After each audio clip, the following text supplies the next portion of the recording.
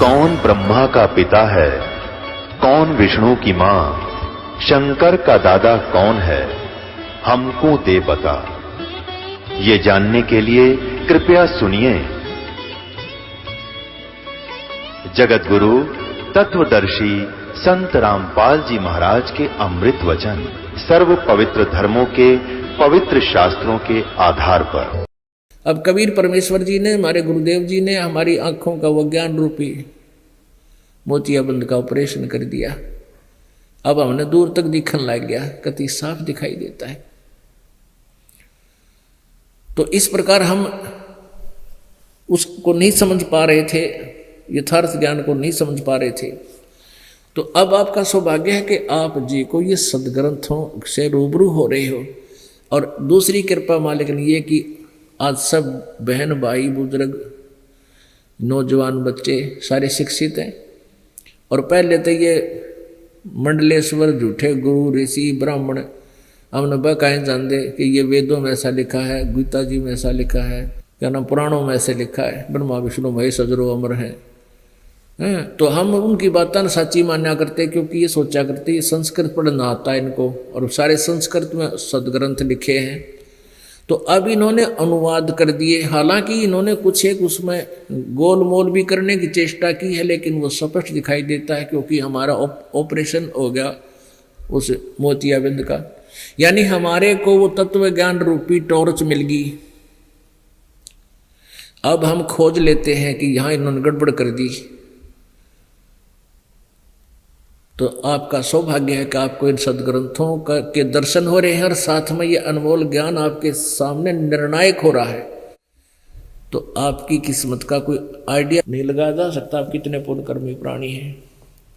अब आपको दिखाते हैं कि वो ऋषि महर्षि ये नकली क्या कहा करते थे और कहते थे कि हम वेदों को सही मानते हैं, वेद ज्ञान सत्य है, लेकिन उनका अपना अनुभव वेदों के विपरीत था। ये देखिए, ये है श्रीमद् देवी भागवत गीता प्रेस गोरखपुर से प्रकाशित। इसके कौन है संपादक हैं? हनुमान प्रसाद पोदार और चिमन लाल गोस्वामी। ये कहाँ से प्रकाशित है? गीता प्रेस गोरखपुर से। प्रकाशक एवं मुद्रक हैं गीता प्रेस गोरखपुर, गोविंद भवन कार्यालय कोलकाता का संस्थान। ये फैक्स और फोन नंबर है इनके।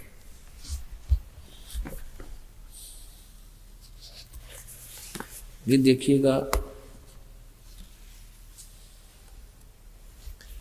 देवताओं के गुरु बृहस्पति जी के विचार दिखाते हैं। 5वां स्कंध श्री संक्षिप्त देवी भागवत 282 और 83 पृष्ठ पर, 282-283। व्यास जी कहते हैं, देवराज इंद्र की बात सुनकर बृहस्पति जी उनसे कहने लगे। ये बृहस्पति जी के विचार हैं।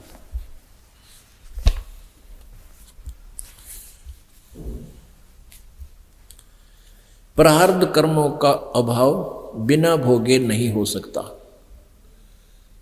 यानी जो प्रारब्ध में पाप लिखे हैं या पुण्य लिखे हैं वो सारे भोग का ही समाप्त होंगे। यह स्पष्ट है। आर्य, संपूर्ण देवता तुम्हारे सहायक है। तुम स्वयं भी बुद्धिमान हो, फिर भी जो होनी है वह होकर ही रहेगी। तुम उसे टाल नहीं सकते। ऐसी स्थिति में सुख और दुख की चिंता में नहीं पड़ना चाहिए। महाभाग सुख और दुख ये दोनों कर्म से पुण्य और पाप के क्षय के सूचक है। कितनी बढ़िया थ्योरी बता दी कि ये सुख और दुख, जिसको सुख है उसके तो पुण्य अक्षय हो रहे हैं, नाश हो रहे हैं, और जिनको दुख है उनके पाप नष्ट हो रहे। ये तरीका बता रखा पाप नाश करने का, कि सुख और दुख ये दोनों कर्म से पुण्य एवं पाप के क्षय के सूचक हैं। अतएव विद्वान पुरुषों को चाहिए कि सुख के अभाव में भी सर्वथा आनंद का ही अनुभव करें। अरे वाह, जय हो बंदी छोड़ की। अब ये है देवताओं के गुरु बृहस्पति जी के अपने अमृत वचन। ये कह रहे हैं कि भाई पाप जिसको घना दुख से उसके पाप कटन लाग रहे हैं, कटने दो, और जिसके सुख गणे हैं, जिसको सुख है उसके पुण्य नाश होने लाग रहे हैं, वो होंगे ही होंगे। ये तरीका है। और फिर क्या कहा है कि विद्वान पुरुषों को चाहिए कि दुख में भी सुख का अनुभव करे। अरे भले आदमी पेट में दर्द हो रहा हो, किल के नहीं मारेगा आदमी। किसी के पेट में दर्द हो और उन्होंने कहा कोई बात नहीं, इसकी कोई ट्रीटमेंट नहीं है, तू बस इस दुख में सुख को अनुभव करे।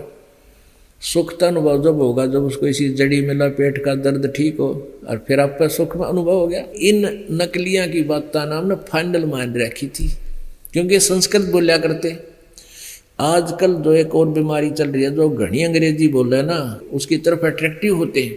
वह विद्वान में पढ़ा है कि टट्टू विद्वान पढ़ा है, उसने मनमाना पंजाबी ना आती हो, उसने संस्कृत ना आती हो, के विद्वान हुआ। भाषा का काम है अपने विचारों को दूसरे तक पहुंचाना चाहिए, अपनी मातृभाषा है, वो ज्ञान सही हो उसमें। तो इन महापुरुषों ने एक अनमोल काम किया। आदरणीय गरीबदास साहिब जी ने परमात्मा से परिचित होने के बाद, और स्वयं परमेश्वर कबीर जी ने बिल्कुल सिंपल लैंग्वेज में, साधारण भाषा में, आम आदमी भी बोल समझ सके, और इसी भाषा में वो ज्ञान बोल दिया। तो वो संस्कृत बोला करते, इसलिए हमने सोचा करते तो विद्वान न पढ़े हैं। एक बार जींद जिले में वहाँ एक जोड़ है तालाब, जिसमें ऐसा बूंदा पानी गधे भी ना पीवे, और उसमें ये नहाका आया करें बोली आत्मा, जिनको मोक्ष नहाने की कोई बता रखी क्रियाएं, और उसमें मोक्ष मानते हैं। वहाँ एक गीसा पंथियों के आश्रम है 2, और गीसा साहिब जी जो थे वो कबीर परमेश्वर के शिष्य हुए, उनसे उनको परमात्मा सतलोक से आकर मिले थे, उन पुण्यात्माओं में से। लेकिन उनके अनुयायी उस यथार्थ ज्ञान से अपरिचित हैं। वो पिंडारे में आश्रम बनाकर अपना चिमटा गाड़ रहे हैं। ये दास वहाँ इन कबीर पंथी होने के कारण इनके संपर्क में रहा करता था, चला जाता था, ये कोई समागम करवाते थे, तो ये दास वहाँ गया हुआ था। तो वहाँ वो क्या कराते हैं, शाम को सत्संग करते हैं, तो उनकी अलग से एक स्टेज तख्त से डाल दिए जाते थे। जो आमंत्रित वक्ता होते थे संत, उनको उन टेबल पर बैठने के लिए उन तख्तों पर श्रद्धा से वहाँ विराजमान कराते थे, और फिर उनको नंबर वाइज बोलने का टाइम देते थे। तो उनमें एक ऐसा था, वो क्या कहता था कि ये जीव अपनी अज्ञानता के कारण अपने आप को जीव समझता है, ये तो परमात्मा है, ये तो आत्मा है, आत्मा को कष्ट होता ही नहीं, ना गर्मी लगती है ना सर्दी लगती है, आत्मा को कोई दुख नहीं होता, ये कष्ट तो शरीर को होता है। वो पता नहीं 5-4 उदाहरण दे दे और सारे श्रोता नो कह सही बात कहे। अब जो आम सुनने वाले ज्ञान से हटकर कोई ज्ञान दे है वो भी अच्छा लग गया करे। तो तीसरा दिन हो गया, जैसे आज वाली रात ने अगली रात ने 2 दिन हो गए, उसने न्यू का तेरे वो जो दूसरे वक्ता थे वो फीके पड़ गए। अब श्रोता तो इसकी बात में गर्दन हिलावे हैं, और यही तरीका था उनके शास्त्रार्थ में उनके ज्ञान को सराहने और बेसराहने का। को ताली पीट देता और को वाह वाह वाह नो कर देते, तो दूसरे पड़ जाते थे फीके। तो दूसरे वो वक्ता थे, उन्होंने सोची भाई उसने तो सारी ये वाह लूट ली और बात करे बकवाद। क्या कह रहा है वो, एक दिन कभी एक बार मैं चला जा रहा था, एक व्यक्ति को बहुत पीड़ा थी और वो चिल्ला रहा था चारपाई पर। मैंने उसको कहा, अरे भोलिया जीव, तू जीव नहीं है, तू तो आत्मा है, तू शरीर नहीं है। और मैंने उसको ऐसा कहा, एकदम उसकी बुद्धि फिर गई, उसने अपने आप को आत्मा मान लिया, उसकी पीड़ा खत्म। वो कहता भी तेरे को पीड़ा नहीं, शरीर को पीड़ा है, तू क्यों रो रहा है। तो एक दिन क्या हुआ कि तीसरे दिन शाम ने सत्संग कर लिया और वो उनके अलग अलग कमरे थे, उनमें वो चले गए बाबा जी वो महंत संत थे। तो 2 बजे से उसका पेट में दर्द हो गया। उस वक्त तक तो न्यू कहता तू तो आत्मा है, आत्मा का पीड़ा नहीं होती, शरीर का दर्द है, शरीर भोग लेगा अपना, आत्मा को इससे क्या लेना देना। उसका पेट में दर्द हो गया, मारा किल की बुरी तरह डड्डा डांगर की डाल। वो दूसरे आश्रम के संत के पास कार थी, वो उस आश्रम वाला जिसमें सत्संग हो रहा था वो साथ साथ थे, थोड़ा ही फैसला, गेट थोड़ी सी दूरी का 9 द्वार लगे। तो वहाँ से कार मांग के लाए, वहाँ से 3-4 किलोमीटर है मेन हॉस्पिटल, ये शहर पंडारा से जींद, वहाँ ले गए। तो सुबह लाए उसने 6-7 बजे, 2-3 घंटे वहाँ रखा, ठीक हो गया, उसका दवाई बट्टी आराम लग गया। तो वो सहज उतर के चल रहा है, जो कर 10 चाचा लग रहे गाड़ी में थे, और वो कमरे में बढ़ गया अपने में। और पीछे पीछे वो दूसरे वक्ता न्यू बोले रहा, बाबा जी तू तो आत्मा था, क्यों डिड्डा हुआ था, फिर तू क्यों रोआ था काले, अब क्यों चिल्ला रहा था, तू तो आत्मा है, तुझे पीड़ा कहाँ से होगी, दुख में भी सुख का अनुभव कर। ये बृहस्पति जैसे विद्वान, वो सुख का अनुभव तो जब हुआ जब उसके पेट की पीड़ा उस औषधि ने खत्म कर दी। इसी प्रकार ये राक्षसों के गुरु शुक्राचार्य के विचार आपको दिखाते हैं। पुणात्मा ये राक्षस क्यों कहने लगे न, बाकी तो ये एक ही पिता की संतान है ब्रह्मा जी के, लेकिन ये क्या करते थे कि इन पर विकार ना छूटे और साधना भी करते रहे, तो वो अलग कर दिया उनको भी, तुम नारे रहो, तुम विकार नहीं छोड़ते, निकाल दिया जाता था साधना से। तो वो साधना भी करते रहे और मांस मिट्टी भी खाते रहे, इसलिए उनको राक्षस कहने लग गए। अब ये प्रहलाद उसी ग्रुप में था। अब देखिएगा, ये वही श्रीमद् देवी भागवत, अब 4था स्कंद है ये। अभी आपने 5वां स्कंद देखा था, 4था स्कंद 243 पृष्ठ पे, और ये है संक्षेप देवी भागवत। यहां से व्यास जी कहते हैं, व्यास जी राइटर हैं इस पुराणों के, व्यास जी कहते हैं कि प्रहलाद की बात सुनने के पश्चात शुक्राचार्य ज्ञान दृष्टि से सब कुछ देखकर प्रसन्न हो गए। उनका मुख मुस्कान से भर गया। उन्होंने दैत्यों से कहा, दानवों तुम मेरे यजमान हो, भक्त हो, तुम्हें न तो डरना चाहिए और न पाताल में ही जाना चाहिए। अपने सत मंत्रों के प्रभाव से मैं तुम्हारी रक्षा कर लूंगा। यहां तक तो इसने अपनी बता दी, जो सट्टे मारने थे मार दिए। आगे के क्या है, धर्म के मर्मज महाशो प्राचीन समय में ब्रह्मा जी के मुख से मैंने जो बात सुनी है, यानी ब्रह्मा जी इनका ज्ञान का स्रोत है सभी का, देवताओं के गुरु बृहस्पति का भी और राक्षसों के गुरु शुक्राचार्य का भी, यानी ब्रह्मा जी को ये फाइनल मानते हैं वेद ज्ञानदाता। प्राचीन समय में ब्रह्मा जी के मुख से मैंने जो बात सुनी है उसे बता रहा हूँ, सुनो। यह वचन बड़ा ही हितकर है, सत्य और अटल है। उन्होंने कहा था, ब्रह्मा जी का ज्ञान बता रहा है, उन्होंने कहा था होने वाली बातें अवश्य होकर रहती हैं। धरातल पर कोई भी ऐसा सुयोग्य पुरुष नहीं है जो प्रारब्ध को विफल बनाने में समर्थ हो सके। विपरीत समय के कारण इस समय तुम्हारी शक्ति क्षीण हो गई है, अतः एक बार तो तुम्हें देवताओं से हार के परास्त होकर पताल में जाना ही पड़ेगा। अब बताओ, ये बोले आदमी भंडारा, यहाँ तक यूं कह है कि मैं दानवों तुम मेरे भगत हो, तुम मेरे यजमान हो, भगत हो, तुमने डरना नहीं चाहिए और ना पाताल में जाना चाहिए, क्योंकि अपने सत मंत्रों के प्रभाव से मैं तुम्हारी रक्षा कर लूंगा। और फिर यूं कहे, ब्रह्मा जी से सुना था मैंने कि प्रारब्ध भोगना पड़ेगा। तुमने एक बार परास्त होकर, देवताओं से परास्त होकर धरातल पर ऐसा कोई व्यक्ति नहीं जो प्रारब्ध विफल कर सके। विपरीत समय के कारण तुम्हारी शक्ति क्षीण हो गई है, अतः एक बार तो तुम्हें देवताओं से परास्त होकर हार के पताल में जाना ही पड़ेगा। अरे यह बकवाद करने लग रहा, मैं रक्षा कर लूँगा।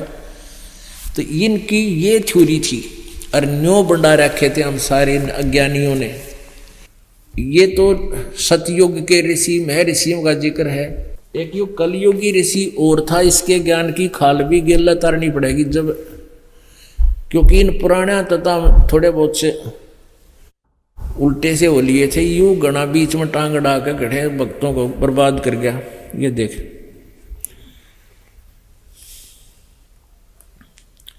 ये महर्षि दयानंद सत्यार प्रकाश है, इनका अनुभव की पुस्तक। ये सत्यार प्रकाश है और इसको ये महर्षि दयानंद जी कहते हैं, मैंने वेदों के यथार्थ ज्ञान से युक्त कर रखा है। जो वेदों का ज्ञान है वो इसमें सरल करके मैंने लिखा है। तो आम आदमी ने न्यों सोच लिया था कि भी महर्षि दयानंद तो वेदों के ज्ञाता है और जो इन सत्यार प्रकाश नामक अपनी रचना में लिखा है वो फाइनल है, सही है। तो इन हमने वेद पढ़ने भी छोड़ दिए थे और इस सत्यार प्रकाश पर हम आश्रित हो गए थे और इसी कारण से ये सारा काम बिगड़ गया।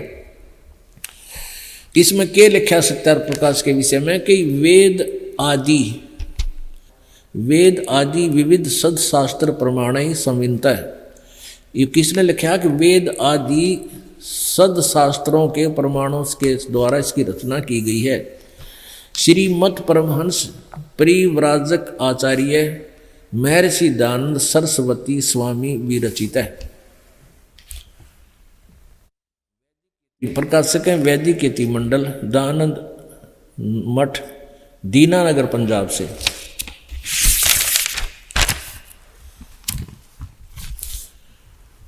और मुद्रक है आचार्य प्रिंटिंग प्रेस, दयानंद मठ, गोहाना मार्ग, रोहतक।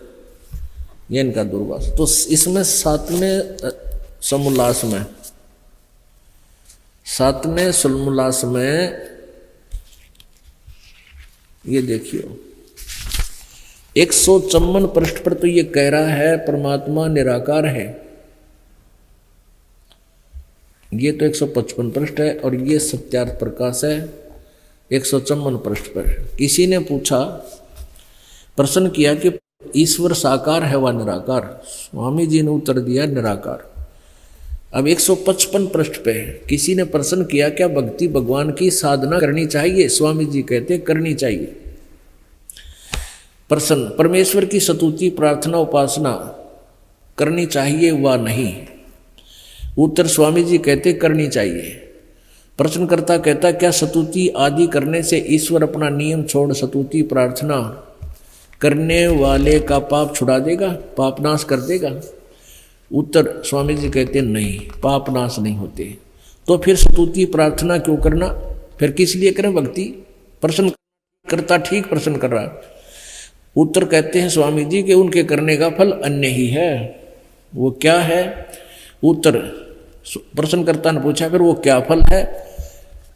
अब स्वामी दयानंद जी का उत्तर है, स्तुति से ईश्वर में प्रीति, उसके गुणकर्म स्वभाव से अपने गुणकर्म स्वभाव का सुधरना, प्रार्थना से निरभिमानता और उपासना और उत्साह और सहायता मिलना। उपासना से परब्रह्म से मेल और उसका साक्षात्कार होना। अरे वाह देवता, यहाँ तक है भगवान निराकार। और फिर नो कहे यहाँ अगले पृष्ठ पे नो कहे उपासना से परब्रह्म से मेल, यानी ब्रह्म तो भी दूसरे भगवान तो मिल ले जाके और परमात्मा का ईश्वर का साक्षात्कार हो जाता है और पाप नाश नहीं होते हैं। इसने 163 पृष्ठ पर कति डिफाइन किया इस बात को। ये देखिएगा 163 पृष्ठ पे प्रश्न, ईश्वर अपने भक्तों के पाप अक्षमा करता है व नहीं? अक्षमा करना या नाश करना एक ही बात है। उत्तर स्वामी जी का नहीं, पाप अक्षमा नहीं करता है। अपने आत्माओं, अभी आपने जो थ्योरी पढ़ी इसकी कि उपासना से पाप नाश नहीं होते, साधना से और लाभ मिलते हैं। क्या मिलते हैं कि परब्रह्म से मेल और उसका साक्षात्कार हो जाना। अरे भले आदमी हो, एक मोटी सी बात है, कोई साबुन बेच रहा है, साबुन, और साबुन के गुणों में तो लिखा हुआ है कि साबुन कपड़े का मैल नाश कर देता है, और किसी ने बोर्ड ला रखा है बहुत बड़ा, थोक विक्रेता साबुन का, और उससे कोई पूछा भी ये साबुन कपड़े का मैल छुड़वा देगा, नाश कर देगा, और वो न्यों कहे कि साबुन से कपड़े का मैल नाश नहीं होता, और केला वो है कि साबुन से कपड़ा मजबूत हो जाएगा। तो उस व्यक्ति ने अपने जीवन में साबुन देखा भी नहीं है, प्रयोग तो बहुत दूर की बात है, और बोर्ड ला रहा है साबुन बिक रहा है। वो ठग है, कोई लकड़ी के गुटके का सामने पेटे बैठा है, दुनिया को मूर्ख बना रहा है। और जैसे किसी ने वैद्य का बोर्ड ला रखा हो, और वहां जाकर कोई कहता कि वैद्य जी क्या औषधि खाने से रोग नाश हो जाएगा, और वो नकली वैद्य कहे कि औषधि खाने से रोग नाश नहीं हो सकता, औषधि से रोग नाश नहीं होता, तो फिर क्या होता है कि पहलवान बन जाएगा। तो क्या वो वैद्य है और नालायक आदमी? ये ऐसा सिद्धांत है इस महर्षि, नकली महर्षि दानंद का। कहते भगवान की उपासना से, परमात्मा की साधना से पाप नाश नहीं होता, और परब्रह्म से मेल हो जाए। साकार बिना मेल किस तो होगा, उसका साक्षात्कार किससे होगा? वास्तव में परमात्मा साकार है, मनुष्य दृश्य है। और ये अभी तक जितने भी ऋषि महर्षि हुए हैं, उन्होंने अब परमात्मा मिला नहीं, अभ्यास कर कर छक लिए, आखिर में बता दिया तो निराकार है। दिखता कोई ना इसलिए निराकार है, क्योंकि उनकी रेंज, उनकी भक्ति से, उनकी जो दिव्य दृष्टि की रेंज बनी नहीं, जो परमात्मा को अपने स्थान पर देख सके। उनके अंतःकरण की जो दूरबीन है वह कमजोर है, वह कंडम हुई पड़ी है, और उसको साफ करने की विधि उनके पास है नहीं, उसको मेंटेन करने की। तो इसलिए उन्होंने लिख दिया भगवान निराकार है। अब पुण्यात्माओं, वेद जो है परमेश्वर के गुण है, वेदों में उसकी यथार्थ जानकारी है। जैसे साबुन के गुणों में साबुन की जानकारी होती है कि वो मैल नाश कर देता है पानी के योग से, तो ऐसे ही वेदों में प्रभु के गुण लिखे हैं कि परमात्मा घोर पाप का भी नाश कर देता है। पुण्यात्माओं, ये उदाहरण आप जी को दिए जा रहे हैं जिससे आपका दिल डटेगा, आपको विश्वास होगा कि या तो वेद झूठे हैं तो फिर भक्ति करनी है, छोड़ दो, फायदा क्या। और यदि वेद सच्चे हैं, और ये भी कहता है, योगदानंद भी कहता है कि वेद में जो ज्ञान है वो सच्चा ही, देखिए यजुर्वेद, और वेद ज्ञान सच्चा है तो फिर वो परमात्मा पाप नाश करेगा, लेकिन उसकी विधि मिलनी चाहिए श्रेष्ठ। ये देखिएगा, ये यजुर्वेद है, और इस दानंद जी द्वारा ही इसका अनुवादित है। प्रकाशक है सार्वदेशिक आर्य प्रतिनिधि सभा, 2/5 महर्षि दान भवन, रामलीला मैदान, नई दिल्ली से। प्रकाशक है सार्वदेशिक आर्य प्रतिनिधि सभा, 2/5 महर्षि दान भवन, रामलीला मैदान, नई दिल्ली से। यजुर्वेद आर्य भाषा भाष्य यानी अनुवाद हिंदी में, पूरे 40 अध्याय इसमें सारे महर्षि दानव सरस्वती ने किए हैं। ये कहाँ से छपी है? मुद्रक है Prince offset printers, 1510 Pataudi house, Daryaganj, नई दिल्ली से। ये इनका फोन नंबर है। यहाँ देखिएगा, ये है यजुर्वेद का 8वां अध्याय, 8वां अध्याय, 241 पृष्ठ पर इसकी केवल संस्कृत मूल भाषा लिखी है। ये 13वां 8वें अध्याय का 13वां श्लोक है, मंत्र है। इसमें लिखा है देव कर्तस्य एनस्य एवजनमसि, मनुष्य कर्तस्य एनस्य एवजनमसि, पितर कर्तस्य है एनस्य एवजनमसि, आत्म कर्तस्य एवजनम एनस्य असि, एनस्य एनस्य, ओहो, एनस्य एनस्य एवजनमसि। यानी इसकी अनुवाद यहाँ इन्हीं के द्वारा दिखाते हैं। अब अनुवाद तो इसने ठीक करना पड़ा, लेकिन इसमें भी थोड़ी सी गुंडी अड़ा गई। यहाँ भगवान ना लिखा, यहाँ लिख दिया हे सबके उपकार करने वाले मित्र आप। और ये सत्यार प्रकाश के प्रथम समलास में भगवान के नामों के गुण वर्णन करते हुए कहता है, जहाँ मित्र सबका मित्र होने के कारण परमात्मा का नाम मित्र है, परमेश्वर का। तो हम यहाँ मित्र शब्द ही लेकर चलेंगे। मित्र माने परमेश्वर। हे सबके उपकार करने वाले मित्र आप। ये थोड़ा सा कंसेप्ट क्लियर करना पड़ेगा ना, ये फिर बिचड़ा लेंगे नकली। एक समय पहले सन 2003, 4 और 5 में हमारा और इन आर्य समाज के आचार्यों का ज्ञान के ऊपर विवाद चला था, जिसके कारण ये क्रोधाकांड हुआ। समाचार पत्रों में हमने यही लिखना प्रारंभ किया था कि महर्षि दयानंद का सत्यार प्रकाश वेदों अनुसार खरा नहीं है, और ये प्रमाण दिए थे इस सत्यार प्रकाश के पृष्ठ भी, और साथ में यजुर्वेद का ये सब प्रमाण।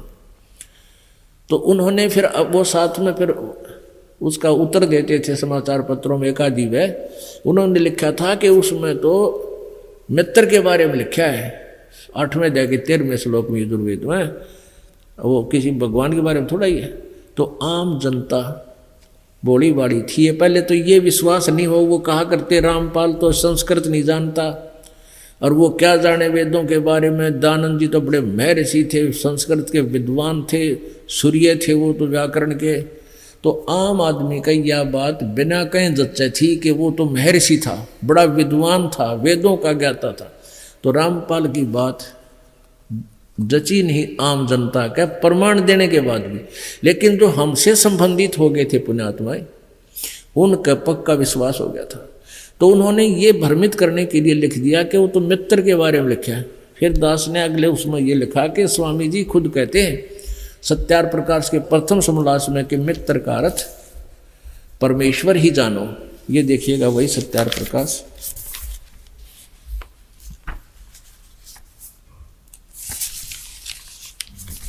ये वही सत्यार प्रकाश है। और इसके पृष्ठ नंबर 18 पे ये प्रथम समोल्लास है, पर पृष्ठ नंबर 18 पे जो सबसे स्नेह करे, सबको प्रीति करने योग्य है, वह परमेश्वर सबका सच्चा मित्र है। इससे परमेश्वर का नाम मित्र है। तो हम यहाँ मित्र के स्थान पर वहाँ परमेश्वर बोलेंगे। अब देखना, अब देखिए यजुर्वेद को। अब यजुर्वेद है, हम इसको यहाँ से देख रहे हैं, पढ़ रहे हैं 242 पृष्ठ पर यजुर्वेद 8वां अध्याय, ये 8वां अध्याय है और इसका 13वां मंत्र है। ये 13वां मंत्र है। ये अनुवाद है महर्षि दयानंद का। अब इसको महर्षि कहना जरूरी है ना, तो नहीं सोचा किसी और दयानंद के बारे में बोल रहे हैं, बाकी वो महर्षि नहीं था, ये तो जमा ही कति बोला आदमी था। हे सब के उपकार करने वाले मित्र यानी परमेश्वर आप, देव करते से दान देने वाले के, एन से माने अपराध के, एन से माने अपराध के, एन से माने पाप के, एन से माने पाप कहो अपराध कहो। हम क्योंकि इतने अनजान हो लिए, अपराध और पाप में फर्क नहीं समझ पाते जल्दी से, लेकिन ये एक का बात है। हे परमेश्वर आप दान देने वाले के पाप के, अवैध जन्म माने नाश करने वाले, असी माने हो साधारण मनुष्यों के किए हुए, एन से माने अपराध के यानी पाप के विनाश करने वाले हो। पिता के किए हुए, एन से माने या अपराध ही होना चाहिए या पाप के विरोध आचरण के, आवेदन माने अच्छी प्रकार हरने वाले हो, नाश करने वाले हो। अपने किए हुए, एन से माने पाप के, एन से माने पाप, पाप के, आवेदन माने नाश करने वाले हो, विनाश करने, आवेदन माने विनाश करने वाले हो, दूर करने वाले हो, एक ही बात है। एन से अधर्म के, अधर्म के, ओहो यानी घोर पाप के भी नाश करने वाले हो। जानता हुआ मैं जो कुछ भी धर्म अधर्म आचरण किया करता हूँ वह करूँ, अनजान मैं जो कुछ भी किया करता हूँ वह करूँ, उस सर्वस्व माने सबके, ऐनस्य माने पाप के, दुष्टाचरण नहीं पाप के, अवजन्म माने नाश करने वाले हो, विनाश करने वाले हो, दूर करने वाले हो।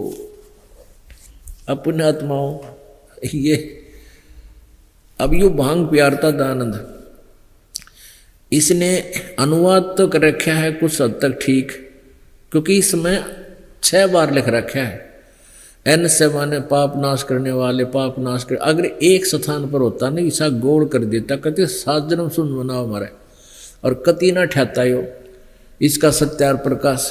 तो इस सत्यार प्रकाश कभी नहीं फेल होता। तो परमात्मा ने सारा पता था कि इसमें काल के दूत कैसे अडंगा अड़ाओगे, तो उनकी दाल गड़ी नहीं। कहते चोर चरावे तूंबड़ी गाड्डे पानी में, और वो गाड्डे हुआ ऊपर आओ सच्चाई छानी ना। अपनी जो इनका अनुभव था वो था कि परमात्मा पाप नाश नहीं करता, ये फाइनल था इनका, और यही प्रचार जनता में कर दिया। और वेद कहते हैं परमात्मा घोर पाप भी नाश कर दे। अब देखिएगा ये खुद कहता है दानंद, ये यजुर्वेद वेद है, और इसमें यहाँ लिखा है कि वेद सब सत्य वस्तुओं का, वेद सब सत्य विद्याओं का पुस्तक है, वेद सब सत्य विद्याओं का पुस्तक है महर्षि दानंद। जब वेद सत्य है, वेद तो कह रहा है कि पाप नाश होते हैं, और दानंद कह रहा है कि पाप नाश नहीं करता भगवान, तो सत्यार्थ प्रकाश और दानंद का विधान शास्त्र विरुद्ध है। अपने आत्माओं, अब ये वेदों के विद्वान कौन हैं और कह पता नहीं वेद क्या बताना चाहते हैं कि एक संस्कृत भाषा के जान लेने से विद्वान नहीं बनता इंसान। यजुर्वेद अध्याय नंबर 40 के श्लोक नंबर मंत्र नंबर 10 से लेकर 13 तक 2 बार कहा गया है कि जो तत्वदर्शी संतों से पूछो, वो यथार्थ ज्ञान बताएंगे परमात्मा जन्म लेता है या नहीं लेता है, साकार है या निराकार। और एक भाषा के जान लेने वाले को विद्वान कहने लग जाते हैं। उसको जैसे किसी ने अक्षर ज्ञान होगा तो उसको विद्वान कहते हैं, जिसको अक्षर ज्ञान नहीं है उसको अविद्वान बोलने लग जाते हैं। विद्वान और अविद्वान की परिभाषा भी वो तत्वदर्शी संत बताएंगे, उनसे सुनो। अब कबीर परमेश्वर महाविद्वान थे, भले ही उसको निरक्षर कहा करते थे कि वो अक्षर नहीं जानते, लेकिन वो महाविद्वान थे और वो सब ज्ञान से परिचित थे। उन्होंने आज से 600 वर्ष पहले लिखा था, जब ही सतनाम हृदय धरो और भयो पाप को नासे, जैसे चिंगारी अग्नि की भाई पड़े पुराने घासे। परमात्मा ने अपने सूक्ष्म वेद में सच्चिदानंद घन ब्रह्म की वाणी में 600 वर्ष पहले लिख दिया था, बता दिया था कि जब ही सच्चा नाम सतनाम पूरे संत से लेकर तुम साधना करोगे सच्चे दिल से, आपके पाप ऐसे जलकर नाश हो जाएंगे जैसे बहुत बड़ी, चाहे हजारों टन सूखा घास पड़ा हो और उसमें एक माचिस की सीख जगाकर उसमें ला दे, वो सारे को जलाकर राख कर देगा और चलेगी तेज हवा और कोई की कोई मारेगा पटक, यानी स्थान भी साफ हो जाएगा। तो ऐसे परमात्मा कहते हैं आप जी के संचित कर्म और प्रारब्ध कर्मों में जो भी जहां पाप दिखेगा वही आग लगा देगा परमात्मा का ये नाम, वो सच्चा नाम यथार्थ मंत्र। तो इस मंत्र की अब हमें खोज होगी, हमारे सदग्रंथों में था, परमात्मा ने आकर हमें दे दिया। अब जैसे पहले फसल में खरपतवार उग जाता था, वो साथ ही पला करता था, फसल उगने के बाद उसका कोई विकल्प नहीं था। अब एक ऐसी औषधि बन गई है कि उसको जल सिंचाई करते समय उसमें डाल देते हैं खेत में, और वो औषधि फसल को हानि नहीं पहुंचाती, खरपतवार का नाश कर देती है। तो ऐसे ही पुण्यात्माओं, ये सच्चे मंत्र है, सत साधना जो आपको दी जा रही है, ये आपके प्रारब्ध के पाप कर्म रूपी खरपतवार को नाश कर देगा, आपके पुण्यों को सुरक्षित रख देगा। और ऐसे हम सुखी होंगे और इन्हीं पुण्यों के आधार पर, भक्ति के आधार से हम सतलोक पहुंचेंगे। पुण्यात्माओं, परमात्मा क्या कहा करते थे? मोती मुक्ता दर्शत नाही, ये जग है सब अंदरे, दिखत के तो नैन चश्म, इनका फेरा मोतिया बंदरे। ओए होए, अब जिसका मोतिया बंद हो गया हो ना, उसकी आंखें बिल्कुल स्वस्थ दिखाई देती हैं। ओके, जैसे ये खूब देखता होगा पर उसको दिखता कतई नहीं, नपट अंधा होता है। तो पुण्यात्माओं, ये दिखे थे विद्वान, ये कलयुगी ऋषि दानंद, और ये सतयुग त्रेता द्वापर के मैं ऋषि बृहस्पति और शुक्राचार्य, फिर अन्य देवता ब्रह्मा जी, विष्णु जी, शिव जी, इन सभी को अज्ञान रूपी मोतियाबंद हो रहा था। अब अपने को भी इन्होंने मोतियाबंद कर रखा था, इन अज्ञानी ऋषि में ऋषियों ने। अब हमारी आंखों का ऑपरेशन परमात्मा ने कर दिया, मोतियाबंद हटा दिया, ये यथार्थ ज्ञान के माध्यम से। परमात्मा क्या बताते हैं कि मोती मुक्ता दर्शत नाही, मोक्ष होने का जो यथार्थ ज्ञान रूपी मोती है, यानी यथार्थ तत्व ज्ञान रूपी जो धन है, वो हमें दिखाई नहीं देता। किनको? इनको नहीं दिखाई देता ये। और ये दिखे थे ऐसे जब बड़े विद्वान हैं, संस्कृत भाषा आती है, वेदों को पढ़ते हैं और वेदों के मंत्र बोल कर हमें ज्ञान दे रहे हैं। अब मंत्र तो बोल रहे हैं, वेदों के अनुवाद करें वो अपने हिसाब से, और ज्ञान प्रचार करें वेदों का नाम लेकर के, वो अपनी अज्ञान सिद्धांत के आधार से कि वेद कहते हैं पाप नाश नहीं होते, प्रारब्ध तो भोगना ही पड़ेगा। यदि कोई दुखी प्राणी है, वो सुख यानी दुख संकट निवारण के लिए ही प्रयत्नशील है, और उसको लास्ट में ये जवाब मिल जाए कि इतनी ये तो भोगना ही पड़ेगा, तो वो टूट जाता है दिल उसका, वो नास्तिक हो जाता, वो कहता कहीं भगवान नहीं है, और वो धन लाभ के लिए चोरी करने लगता है, डाके मारता है, और उनको डाकू और चोर बनाने का श्रेय इन दानद के से अज्ञानी ऋषियों को, कथित ऋषियों को है, जिन्होंने वेदों को समझा नहीं, बकवाद गढ़ दी और ना जाने कितने समाज को बर्बाद कर दिया। गुरुआ गांव बिगाड़े संतो, गुरुआ गांव बिगाड़े, ऐसे कर्म जीव कह लाजिए, ईब जड़े ना जाड़े। इन अज्ञान रूपी सिद्धांत पर इतने दृढ़ हो गई बूढ़ी आत्मा, ईब इनको कहे तभी ना मानते, उल्टा विरोध करते हैं। मोती मुक्ता दर्शत नाही, ये जग है सब अंदरे, दिखत के तो नैन चश्म, इनका फेरा मोतिया बंदरे। इनका मोतिया बंद हो रहा था इस बस बृहस्पति गुरु का, शुक्राचार्य करी नकली, ये कलयुगी आचार्य का तो जक्र को नहीं, ये तो किसी खाते में नहीं थे। वर्तमान के जितने ये संत बने फिरे न, कह का भी नहीं पता भक्ति मार्ग का। और कल आपके सामने इस बहुत बड़े ग्रुप का इतिहास दिखा दिया था। सारवचन राधा स्वामी के सारवचन, यानी जैसे गीता का सार बताया करते हुए, ऐसे इनका सार था। वो सचखंड सतनाम की परिभाषा बताते हैं इसको, सतनाम सतपुरुष सार शब्द, सतशब्द सतलोक सतपुरुष, सतनाम कह के बोलते।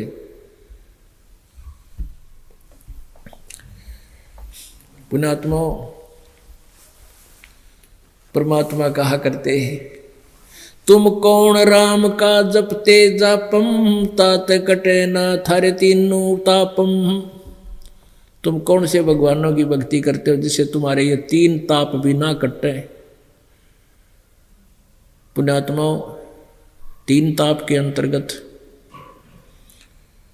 जैसे कोई देव रुष्ट हो जाता है, या कोई ऋषि, कोई व्यक्ति महर्षि श्राप दे देता है, या कोई भूत प्रेत जंतर मंत्र कोई कर देता है, वो कहते हैं ना हमारा घायल गाल रखी है, ये भी 3 ताप के अंतर्गत होते हैं। तो ये भी सत भक्ति के बिना नहीं दूर होते। एक समय आपने गीता जी में पढ़ा है, दूसरे अध्याय के 37 और 38 मंत्र में गीता ज्ञानदाता कहता है कि अर्जुन तेरे दोनों हाथों में लाडू हैं, यदि तू युद्ध जीत गया, युद्ध कर ले, यदि तू महाभारत के युद्ध में विजयी हुआ तो राज्य का सुख भोगेगा, और यदि युद्ध में मारा गया तो तुझे स्वर्ग मिलेगा। और फिर कहता है कि अर्जुन तू युद्ध कर ले, तुझे पाप नहीं लगेंगे। ये देखना श्रीमद् भगवत गीता, ये जय दयाल गोविंद का इसके अनुवादक है, गीता प्रेस गोरखपुर से प्रकाशित है।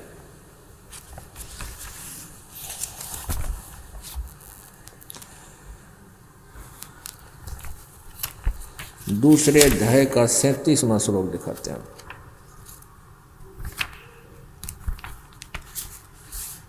ये देखिए, अध्याय नंबर 2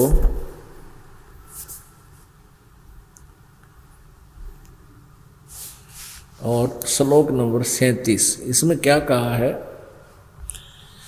कि या तो तू युद्ध में मारा जाकर स्वर्ग को प्राप्त होगा, अथवा संग्राम में जीत कर पृथ्वी का राज भोगेगा।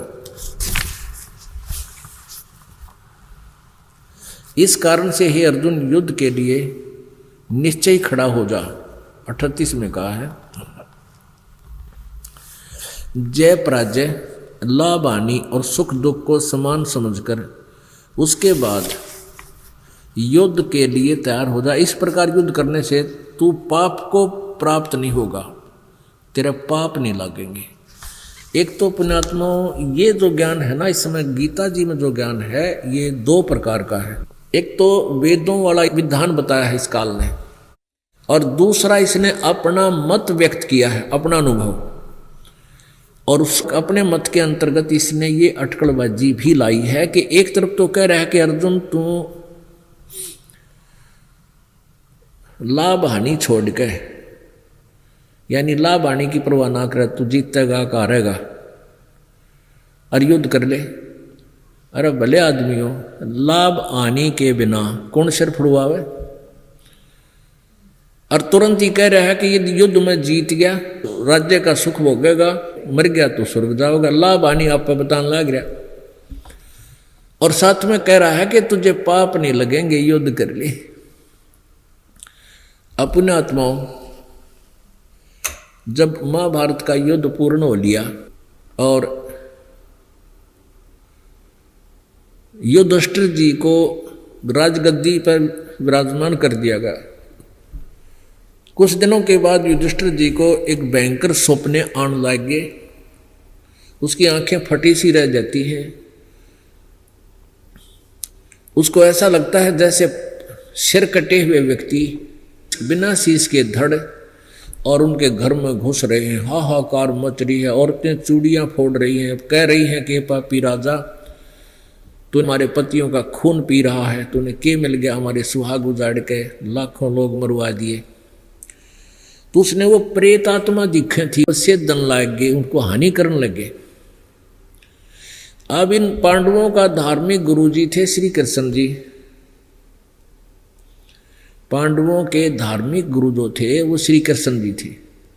तो श्री कृष्ण जी के पास ये 5 पांडव गए। श्री कृष्ण जी से पूछा कि हमारे भैया को ऐसे ऐसे स्वप्न आ रहे हैं, ये डरा हुआ है, खाना पीना भी छूट गया, आंखें फटी फटी सी रहती हैं, जैसे बोलता नहीं किसी से, ये गुमसुम हो गया। भगवान श्री कृष्ण जी ने कहा कि तुमने जो युद्ध में पाप किया था, वो बंधुघात किए थे, जनता मारी थी, वो पाप दुखी कर रहा है। अब अर्जुन के तो एकदम सटराई कोई दिमाग में झटका सा लग गया कि आज यू क्या कह रहा भगवान, गीता का ज्ञान दे रहे थे जब तो कह रहे थे भाई तुझे पाप नहीं लगेंगे तो युद्ध कर ले, अरबी ने कहे तेरा पाप लगे तो तुमने व्यक्ति मारे। उसका समाधान क्या बताया था श्री कृष्ण जी ने कि एक अश्वमेध यज्ञ करो जिसमें अधिक से अधिक साधु संत बुलाओ, पूरी पृथ्वी के जीव को न्योता दो और एक ऐसा धर्म यज्ञ करो जिससे, और उसका एक प्रतीक बताया सफल होने का, यज्ञ सफल होने का एक लक्षण बताया कि एक 5 मुंह का पंचमुखी शंख, पंचायन शंख, वो अलग से सुसज्जित स्टेज पर रखा जाएगा, अलग से एक स्थान पर। और जब सभी संत महंत भगत जन भोजन खा लेंगे, भोजन प्राप्त कर लेंगे उस भंडारे में, तो वो शंख अपने आप आवाज करेगा, गूंजेगा, बोलेगा, बगैर किसी के मुख से फूंक मारे। ये शर्त रखती, और उसमें करोड़ों रुपये खर्च होना। अर्जुन ने सोचा यदि इस स्थिति में अब मैं ये कहूँगा श्री कृष्ण जी से कि आप गीता का ज्ञान दे रहे थे जब तन्यों को थे कि भी तुम्हें पाप नहीं लगेंगे, अब कह रहे हो तुम्हें पाप लग रहे हैं, ये दोगला ज्ञान कैसे दिया आपने, हमारे साथ ऐसा धोखा क्यों किया। तो अर्जुन ने सोचा भाई युधिष्ठिर ये सोचेगा कि मेरे ट्रीटमेंट में, मेरे उपचार में ये पैसे खर्च होने हैं, लाखों करोड़ों रुपये, और जिस कारण से अर्जुन ये पैसे नहीं लगाना चाहता, वाद विवाद कर रहा है, मेरे को स्वस्थ होने में ये खुश नहीं, प्रसन्न नहीं है, ऐसी सोचेगा, अर्जुन ने सोचा। और ये ऐसा व्यक्ति है, एक बार इसके मन में यह बात आ गई, इलाज नहीं करा होगा, मर जाएगा। अर्जुन ने अपनी छाती पर पत्थर रखा और दिन निश्चित करवाया यज्ञ का। श्री कृष्ण जी ने वो स्थान तथा तिथि दोनों नियत की। निश्चित तिथि को करोड़ों की संख्या में, कई करोड़ की संख्या में वहाँ भोजन पाने, भंडारे में भोजन करने के लिए उपस्थित हुए 33 करोड़ देवता, 88,000 ऋषि और 9 नाथ 84 सिद्ध, 12 करोड़ ब्राह्मण और 56 करोड़ यादव। श्री कृष्ण जी के सारे चूल्हा नौ थे, वो तो गुरु जी थे, उनका सारा परिवार कुल बुला लिया। और भी पृथ्वी के बहुत से प्राणी वहाँ आ गए, सबके लिए भोजन भंडारा शुरू करवा दिया। सब ने भंडारा खा लिया, शंख नहीं बजा। अब श्री कृष्ण जी चिंतित हुए, भाई शंख नहीं बजा।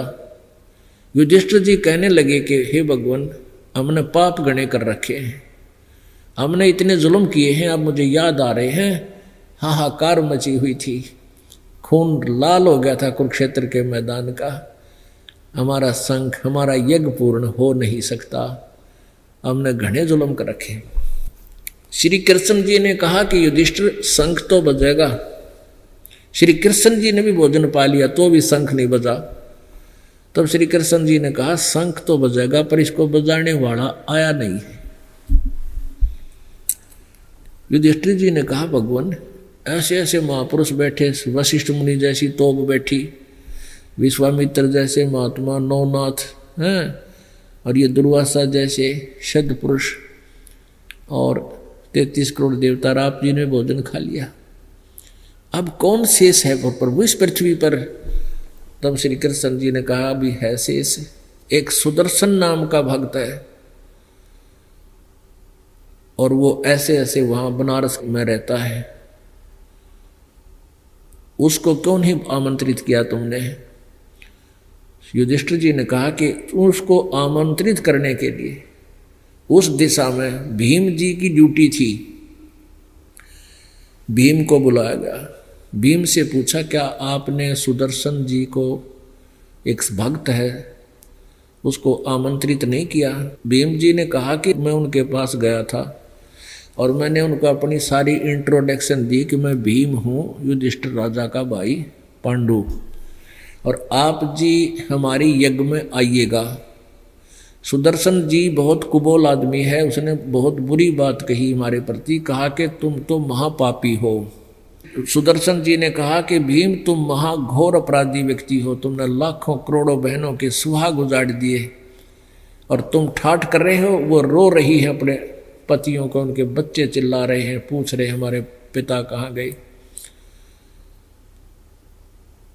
और मुझे अगर आपके यहाँ बुलवाना है, ले चलना है, तो जैसी यज्ञ तुम करने जा रहे हो और ये तुम्हारी सफल हो जाए तो ऐसी ऐसी 100 यज्ञों का फल मुझे दो, तब मैं तुम्हारे टूक खाऊं, कोई ग्रास खाऊं, नहीं तो मैं भी पाप का भागी नहीं बनूंगा, और तुम तो महाअपराधी हो। श्री कृष्ण जी को पता था कि वो भी पहलवान है, कुछ और उठपटांग बकवाद करी होगी। श्री कृष्ण जी ने पूछा, फिर आपने क्या कहा? भीम बोला, मन ने न्यू कहा उसने कि तू चुप हो जा बाबा जी, ना तेरी थोबड़ी तोड़ दूंगा। मैंने आपसे और भाई युधिष्ठिर से थोड़ा सा डर था ना, उसने समार का हूं मैं। तब श्री कृष्ण जी ने कहा, और मैंने ये कह दिया था कि तू आइए चाहे मत आइए, कि तेरे बिना हमारी यज्ञ संपूर्ण ना होगी, श्री कृष्ण जी हमारे साथ हैं। अब श्री कृष्ण जी ने कहा, भीम तने और महापाप इकट्ठा कर दिया, संतों के प्रति ऐसी दुर्भावना, ऐसे वचन बोलना भी पाप का भागी होता है।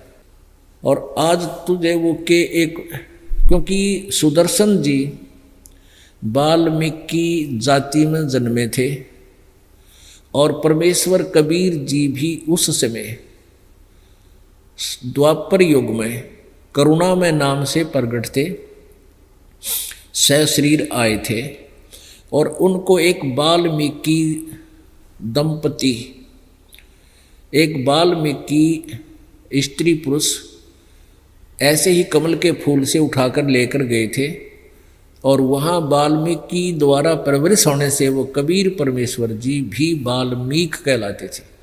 और उन्हीं से उसका एक मित्र था सुदर्शन, कबीर जी का, और वो शिष्य भी सही था, वो परमेश्वर जी के ज्ञान से पूर्ण परिचित हो गया था, सत भक्ति करता था। तो वो सुदर्शन था जिससे कहा जाता है कि पांडवों की यज्ञ संपूर्ण हुई थी। अपने आत्मा श्री कृष्ण जी ने कहा, युधिष्ठिर यदि तुमने अपना कुछ कल्याण करवाना है और ये पाप नाश करवाना है जो आपके ऊपर 3 ताप का कष्ट है, तो उस संत के बिना हो नहीं सकता।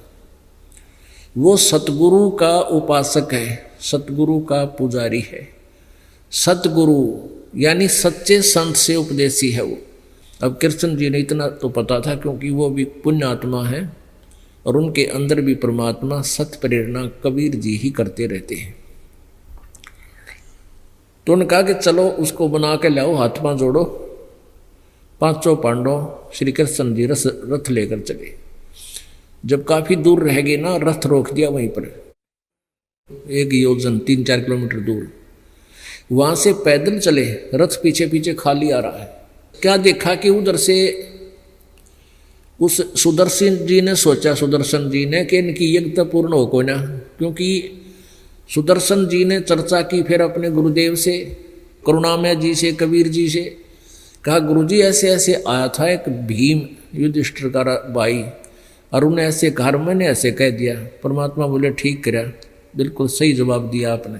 परमात्मा कबीर जी ने कह दिया था, भाई इनकी यज्ञ पूर्ण ना हो अपने बिना ना हो बेटा, इन्हें खान दे धक्के। सुदर्शन जी ने सोचा ये फेर आवेंगे, गुरु जी कह रहे हैं यज्ञ तो पूर्ण हो को ना, अरे ये तना फिर दुखी करेंगे, वो पाप का भागी बनेगा, उनका भोजन खाना पड़ेगा। अब सुदर्शन जी तो करके ऐसे विचार निकल गया शहर से पट्टे को, महीने 20 दिन की यात्रा पे। उधर से परमेश्वर कबीर जी करुणा में सुदर्शन रूप धारण करके अपने शिष्य का और सुदर्शन वाली झोपड़ी में विराजमान हो गए। अपने आत्माओं ऑटोमेटिकली होता है यो समर्थ शक्ति सामने बैठी श्री कृष्ण जी तो 3 लोक के भगवान, वो असंख्य ब्रह्मांडों का स्वामी। श्री कृष्ण जी ने जाते ही दंडवत प्रणाम किया, साथ में 5 पांडवों ने और पहलवान भीम ने भी कराया, जो श्री कृष्ण जी ने कर दिया था। अब श्री कृष्ण जी ने कहा कि प्रभु ये भगवान, इन पांडवों ने एक यज्ञ किया है, आप कृपा उसमें पदार्पण कीजिए, आपकी इंतजार है, आपको आमंत्रित करने आए हैं। तो सुदर्शन रूप में विराजमान प्रभु ने कहा कि मैंने इस पहलवान से कहा था मेरा वो काम पूरा करो। क्या कहा था कि 100 अश्वमेध यज्ञ का पुण्य मुझे दो, तब मैं वहां चलूंगा। श्री कृष्ण जी ने कहा कि प्रभु आपकी वाणी है, संत मिलन को चालियो तजमाया अभिमान, और जो जो कदम आगे रखे ओ है यज्ञ समान। क्योंकि परमेश्वर कबीर जी ने चारों युगों में ये सच्चिदानंद घन ब्रह्म की वाणी बोली थी। इसको ना समझकर रिजेक्ट कर दिया, वेदों को ही हम शिरोधार्य मानते रहे। श्री कृष्ण जी ने कहा कि प्रभु आप जी की वाणी है कि संत मिलन को चालिए तजमाया अभिमान। पुणात्माओं, आप यहाँ सत्संग में आते हो, चाहे कोई अधिकारी है और चाहे बड़ा सेठ पैसे वाला धनी है, चाहे उच्च जाति से है चाहे निम्न जाति से, परमात्मा के दरबार में जाति किसी विभाजन से नहीं, कर्म से होती है। तो यहाँ पुण्यात्मा चाहे कोई भी है वही आता है, और वो अपनी अभिमान को यहाँ साथ नहीं डावे, नहीं तो उसको लाभ नहीं मिलेगा। यहाँ तो ऐसा होकर आवे जैसे किसी को कितना बड़ा अधिकारी हो और कितना बड़ा सेठ हो, और यहाँ के लोकल हॉस्पिटलों में जवाब मिल जाए कि आप ऑल इंडिया में जाओ, तो उसकी आल यहाँ हिसार से चल रहा है ना, लेकर उसको एम्बुलेंस में घिघी बन जाती है। अरे भगवान, ऐसी क्या बीमारी होगी? और वहाँ जब वो जाता है तो वो भूल जाता मैं अधिकारी हूँ या मैं सेठ हूँ, उसको अपनी जान दिखाई देती है। तो वहाँ वो कति उसका अभिमान नहीं होता। जहाँ डॉक्टर कहते हैं लेट जाता है, कपड़े उतार देता है, और जाओ वहाँ टेस्ट करा कर वहाँ उसी टाइम चल पड़ता है। तो पुण्यात्माओं, आप जब यहाँ आओ अति आधीन हो गए, एक भयंकर रोग से ग्रस्त हो आप, और यहाँ बिना वो कट्टे को नहीं, डॉक्टर उसका दवाई ठीक मिल रहा है को नहीं, तो यहाँ किसी प्रकार की भी कोई आप में अकड़ ना हो, तब आपको वहाँ से घर से चलने का यहाँ तक जितने कदम रखते हो, एक कदम का फल एक यज्ञ के तुल्य होता है। श्री कृष्ण जी कह रहे हैं कि भगवान आपकी वाणी है, हम आपके, अब देखो ये पांचों पांडव हैं, इनकी तो छक्के बेइज्जती होगी क्योंकि वो यज्ञ पूर्ण नहीं हो रही। अब इनके लिए तो धरती छोटी सी हो चुकी है, इम अभिमान कति नहीं। युग खड़ा पहलवान देख लो, अब वो हाथ जोड़े खड़े नु, और परमात्मा कहते हैं कि ये द्वारकाधीश आप मेरे अंदर झांक कर देख लो प्रभु, आप तो अंतर्यामी हो। हमारे अंदर कोई आज इन पांचों में और मुझ में कोई अभिमान नहीं है किसी वस्तु का, और जितने भी कदम वहां से यहां तक हुए हैं आपकी वाणी अनुसार इतने यज्ञ हो गए। इनमें से आप 100 रख लो, बाकी हम दीनों की झोली में डाल दो। कहते साधु भूखा भाव का धन का भूखा ना। मालिक ने देखना था ये योग्य हो गए कि नहीं, थोड़े बहुत दिन या कर ठीक हो। अभिमान सबसे बड़ा शत्रु है भक्ति मार्ग में। वहाँ खड़े हुए पांचों पांडवों की घिघी बंध रही थी, जब नाट गया तो नाश हो जाएगा। तो नुकति करबद्ध खड़े पांचों के पांचों। तो परमात्मा बोले चलो। अब पहले जब ये भीम गया था ना, पहले नौता जन तो बकवाद गणी करे था, अपना अंगा दिखाओ था। सुदर्शन जी से कह रहा था कि तू क्या बोल रहा है बाबा जी, कि युद्ध के न्यो जीत्या जा है। एक का मारू था गदा, 6 पड़े थे, न्यो जीत्या था हमने युद्ध।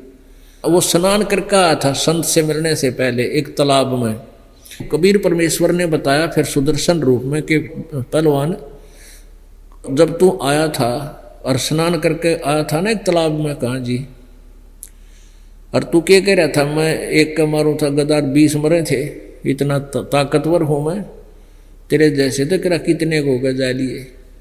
अब जिस तालाब में तू स्नान करके आया है उसमें तेरे पैर भी नहीं टिके, इतना जल है। कहाँ जी, वो कुंभकर्ण की खोपड़ी है, सिर का ये ऊपर का हिस्सा इतना का,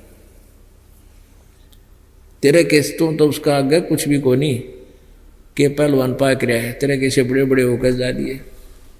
कहते मर्द गर्द में मिल गए वह रावण से रणधीर, और कंस के सी चाणूर से वो हरना कुश बलबीर। तेरी क्या बुनियाद है तू जीव जन्म दर लेत, गरीबदास हरि नाम बिना तेरा खाली रह जा खेत। वो कहने लगा सचमुच महाराज जी, वो कुंभकर्ण की खोपड़ी थी, खोपड़ी थी नहीं, जा देखा फिर जाके वो देखा वो जितना मोटे वो द्वार उसकी चोकर देखी वो खोपड़ा न्यो का न्यो पड़ा। अरे तरह गजब हुई हो। तो इंसान ये जीव जीव ही होता है। अभिमान इसको स्वाभाविक हो जाता है, थोड़ा सा सुख शारीरिक बल या कोई बाहुबल या कोई सेना का बल हो जाती है, धरती तोल देता है, फिर इसका भोग भी इसको भोगना पड़ता है। कहने का भाव यह, परमात्मा ने कहा कि ला या मेरी सुमरनी उतार दे। वहां खुट्टी पे एक माला टंग रही थी वो सुदर्शन की, और भीम से कहा भीम ये माला उतार कर दे, चल मैं चलता हूँ, फिर चलेंगे तुम्हारे वहां। अब भीम ने वह माला ने आसानी से उतारनी चाहिए, वह ना उतरी। कति दोनों हाथ ला लिए, पसीने आ गए, वह उट्टस से मस ना हो, पतली सी बात। अब परमात्मा बोले रहे तू क्या था, मैं बड़ा बलवान हूँ, एक न मारू था और 6 मरे थे, या माला ना उतरती पहलवान तेरे थे। नो देखे मटर मटर ने बोला आजा बैठ जा। और परमात्मा ने हाथ कराया था, अपने आप उतर का आएगी माला हाथ में। तो उनका नो पेटा सा भरना था कि ऐसी इनका उड़ती घिगी ना बंदी रह कदे यू भी साई पावे। अब क्या कहते हैं, धर्मदास जी को परमात्मा ने कहा कि धर्मदास वो संत नहीं जो चमत्कार करे, और भाई वो संत भी नहीं जिससे चमत्कार ना हो। यानी जैसे ही आप जी यहाँ दुखी आते हो और सुख मिलता है, आपकी सच्ची श्रद्धा सच्ची लगन होगी, नाम लेते ही राहत मिलनी शुरू हो जाएगी आपको। और यहाँ कोई नू ना कहते कि भी जात रहन्यू हो जाएगा, जात रहन्यू कर देंगे, हानि लाभ नहीं कर सकते हम, ना ऐसे करते कभी। तो ऐसे जो कहता है ऐसे करता, वो संत नहीं। और जिस संत से कोई चमत्कार ना हो, जो है अद्भुत कृष्ण में ना हो, ना होने के काम ना हो, वो संत नहीं। तो परमात्मा ने कहा था कि धर्मदासियां घना अंधेरा और बिन परिचय जीव जम का चेहरा। यदि मैं इनको राहत ना दूं, अपनी शक्ति का थोड़ा बहुत प्रदर्शन ना करूं, तो ये काल कहते हैं हट्टे को ना, ये काल के चिपके रहेंगे अपने पास, आवे कौन बेटा।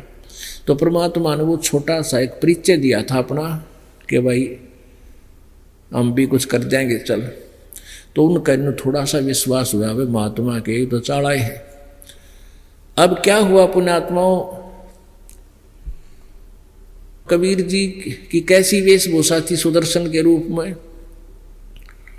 जैसे आदिवासी हुआ करते थे पहले। लांडी सी धोती, घुटना तो थोड़ी सी नीचे था, एक दोहरी लांगड़, टूटे हैं जूते, सिर के बाल छोटे छोटे, दाढ़ी बढ़ी हैं, और इसे मैले कुचले से कपड़े, जैसे कई दिन नहाए हो गया हो। और जो ही वो उन सभा में प्रवेश हुआ जहाँ 33 करोड़ देवता 88,000 ऋषि मंडलेश्वर बैठे थे, नो अंडी पाके कति सज धज के बटे उबने बैठे थे। और उनमें देखा कि यूं कौन आ गया, ये लाए हैं कि वह यूं आया है कि यज्ञ संपूर्ण करेगा। अपने कपड़ों को मुंह में ला के और हाथ से तले तले नो अगियो लाए है, ढूंढ गए, यूं करेगा इनकी यज्ञ न पूरी। उधर से द्रौपदी से श्री कृष्ण जी ने कहा कि द्रौपदी बहन आप बढ़िया भोजन बनाओ, इस संत से तुम्हारी यज्ञ संपूर्ण होगी। अब द्रौपदी जी ने बहुत ही प्यार से श्रद्धा से भोजन तैयार किया, क्योंकि बात कति अड़ी पड़ी थी। वैसे भी स्वभाव होता है, घर पे कोई अतिथि आ जाता है तो बहन बेटियां प्रतिदिन बनाने वाले भोजन से हटकर भोजन बनाती हैं, और बहुत सावधानी से कहीं इसमें नमक मिर्च कम ज़्यादा ना हो जाए, और खाने वाला तेरे द्वारा बनाए गए भोजन को कहीं बिसरा ना दे कि तो और जाकर तेरी बेइज्जती हुआ है। इसलिए बहुत अच्छा भोजन बनाती हैं, और खाना खाने वाले से इंतज़ार करती हैं ये कुछ टिप्पणी करे या ना करे तो वो भी ठीक कर। जन्यों कह देख नमक थोड़ा सा या मिर्च घनी है तो बनाने वाली बहन बेटी के आत्मा में कष्ट बहुत होता है। तो साधु संत क्या करा करते, वो चाहे कुछ भी होता, किसा भोजन किसी के घर पर बन रहा होता, वो कभी बेसराया नहीं करते, नहीं करते, वो कमाल हो गया, बहुत बढ़िया भोजन बना, चाहे नमक भी ना हो। तो उधर से द्रौपदी जी ने इस दृष्टिकोण से बड़े सुंदर पकवान बनाए, न्यारे खीर, हलवा, कचौड़ी, पकौड़ी, दाल, सब्जी, कई प्रकार की सब्जी, मालपूड़े और भाई बूरा मंडे, ये हर तरह के जलेबी, लाडू, कचौरी सब बना रहे थे। और अलग अलग से एक बहुत बड़ी थाली में थोड़ा थोड़ा आइटम रख के और महात्मा जी के सामने खाने के लिए परोस दिया, सर्व कर दिया। अब महाराज जी ने सोचा हमें उदाहरण देने के लिए, आम व्यक्ति के लिए, उसने सोचा कि भाई आज तक यो मन ये जीभ चठोरी कर लेगा, नाना प्रकार के न्यारे न्यारे स्वाद लेगा, यू तड़के फिर मांगेगा, कल ने कितने लावेंगे इसने घास फूस खानी आदमी हम। तो उसने क्या किया सतगुरु ने, अब मैं सुदर्शन ही कहूँगा क्योंकि वो सुदर्शन का रोल कर रहे थे। अब सुदर्शन जी ने क्या किया, उस सारे आइटमा में थे थोड़ा थोड़ा आइटम उठा के अपना अलग से थाली में डाल लिया और उन सब को इकट्ठा कर लिया, दाल भी, सब्जी भी, लाडू भी, जलेबी भी, हलवा भी, कचौड़ी भी, पूरी भी, सब इकट्ठी तोड़ ताड़ के। अब द्रौपदी धन्यो बाट देखे थी, बाबा जी उंगली चाटता रह जाएगा और तेरे गुण गावेगा, बे वाह भाई वाह, बहुत बढ़िया भोजन बनाया, बहुत सुंदर स्वादिष्ट पदार्थ हैं, 36 व्यंजन डाल रखे हैं। और जब उसने सारा ही मिला दिया तो द्रौपदी ने सोचा कि यो अच्छा रहा शूद्र का शूद्र ही, इसने खाना भी ना था, मन मन में इतना दोष कर दिया, यो काहे की शंख बजाओगा, इसने खान का भी ना बेरा गलीज। तो यो मन बड़ा उस्ताद 1 मिनट में पता नहीं के बकवाद कर जाता है। और वो तो अंतर्यामी थे कि द्रौपदी ने अभिमान हो गया अपने पकवान का, और द्रौपदी का अभिमान भी समाप्त करना था। तो ऐसे उन्होंने 5 बार में, जैसे 1 ग्रास बनाया, फिर दूसरा, 5 ग्रास में सारा भोजन खा लिया। तो पहला जब ग्रास खाया तो शंख ने 1 बार आवाज करी, दूसरा किया तो दूसरी बार करी, तीसरी बार खाया, तीसरी बार भी आवाज करी, 5वां बार में सारा भोजन खा लिया तो 5 बार शंख बाज के बंद हो गया। अब 5 पांडवों का उत्साह बढ़ गया। युधिष्ठिर कहने लगा, भगवान बड़ी दया करी, आपकी दया से शंख बजता गया। अब कृष्ण जी कहने लगे, भाई शंख बज गया लेकिन यज्ञ पूर्ण ना हुई, यो शंख तो बहुत देर तक बजना चाहिए था, जब यज्ञ पूर्ण होगी अखंड बजना चाहिए कई घंटे तक। अरे तो 5 बार बोल के बंद हो गया, कोई बात बनी नहीं। युधिष्ठिर फिर पकड़ गया, बैठ गया कलेजा पकड़ के, हे भगवान अब किस न बुलाओगे, अब कौन रह गया खाना खाए बिना। तब कृष्ण जी कहने लगे, कोई नहीं रह रहा भाई, ये जो सामने बैठा है ना महापुरुष, ये के वाल्मीकि दिखा है, इसके एक बाल के समान भी 3 लोग नहीं है, ये इतना सिद्धि संपन्न शक्ति संपन्न महापुरुष है। पर भाई कोई गलती अपने तो बनी है। कृष्ण जी ने द्रौपदी से पूछा, बहन सच्ची बताइए तू, जब इस महाराज जी खाना खा रहा था और इसने सारे आइटम इकट्ठे कर लिए, तेरे मन में कोई दोष आया था? कहा जी दोष आ गया। द्रौपदी ने साची बता दी कि मन ने नो बात कह दी मन मन में। तो कृष्ण जी कहने लगे, ये तेरी अमरोड काट रहे थे, ये तेरे बल ने सीधा करें थे, जो तेरे में बकवाद भर रखी थी ना, तीस महापुरुष के खाना खान तो शंख ना बाजे ने बोले। कृष्ण जी कहने लगे, पैर धोकर पीस के कितने वाल्मीकि सा दिखे है, लाई प्रात ठा गए बढ़िया सी जल लाई, और उस वाल्मीकि थी जिसने सुदर्शन के यानी परमात्मा थे वैसे, लेकिन वहाँ वो रोल वो कर रहे थे। द्रौपदी ने अपने हाथा चरण धोए, वो मैल धूल युक्त, और गाल के लोटे में पीने लगी। आधा पी लिया जब श्री कृष्ण जी ने कहा कि बहन मुझे भी दे दे थोड़ा सा इसे महापुरुष का चरणामृत, और कब कब मिले। आधा द्रौपदी ने पिया, आधा श्री कृष्ण ने। और शंख अपने आप एकदम बहुत जबरदस्त आवाज करी और कहते हैं उस शंख की आवाज स्वर्ग तक गई और उसके कारण बेमौसम में फूलदार पौधे फूलों से लदपद हो गए और फलदार वृक्ष फलों से लदपद हो गए। बसंत जैसा मौसम बन गया। और वो 3 ताप का नाश भी उस कबीर परमेश्वर जी की कृपा से, यानी कबीर जी से ही हुआ। कहते तुम कौन राम का जपते जापम, तात कटे ना तीनू तापम। बोलो सतगुरुदेव।